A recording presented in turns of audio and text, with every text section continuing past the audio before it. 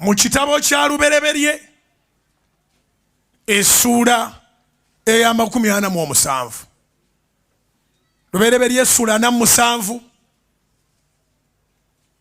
olunyo lusooka okugendera ddala nebe tulinnyamu katono ku lwokusatu bwe tukwata ekigalo ku lunyiriri olwokusatu we tusanga Yusufu ng'ayanjula baganda be eri Falaawo kabaka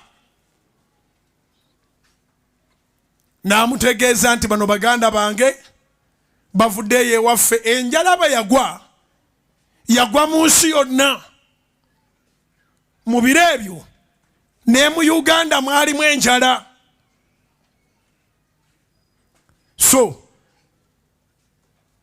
Yakobo ne batabani be ne bava mu nsi ensuubizi eya Kanani ne bagenda mu Egypt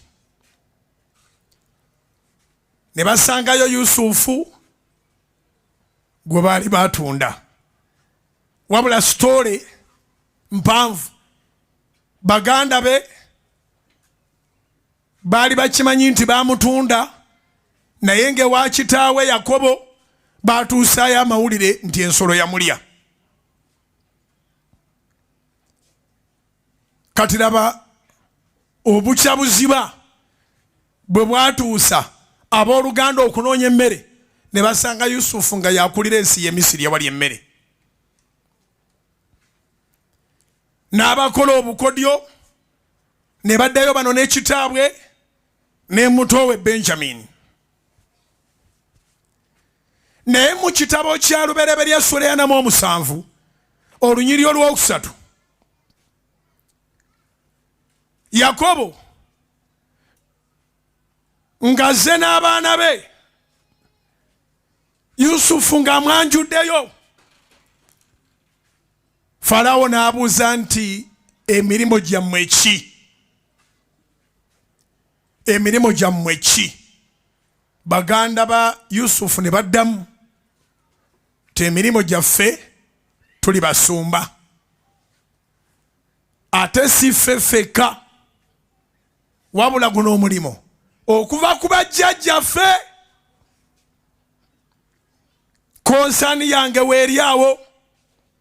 Ekibuuzo kiri nti omulimo gwo ki? Eno message enyumirwa oba enyumira ategeera yekka.